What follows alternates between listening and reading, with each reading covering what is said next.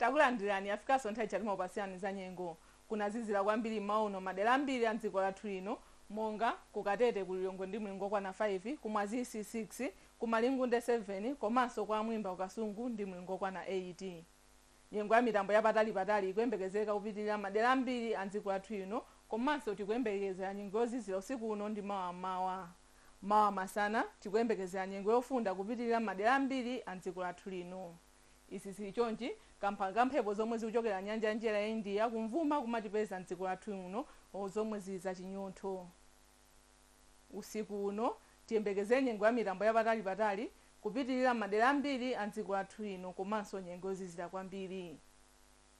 Kuzizira usiku uno ndi mawa madera ena monga kunzuzu ndi mlingo okwana 6, ku Lilongwe ndi kudedza ndi mlingo okwana 10, kuzaziziranso kuzomba ndi Blantyre ndi mlingo okwana 14.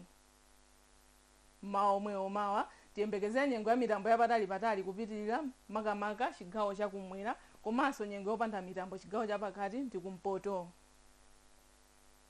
Kuzatentha mawa masana m'madera ena mdziko lathu lino monga kunsanje, kumangochi komanso kalonga ndi mlingo okwana 30, kuzafundirapo kunzuzu ndi kunzimba ndi mlingo okwana 22.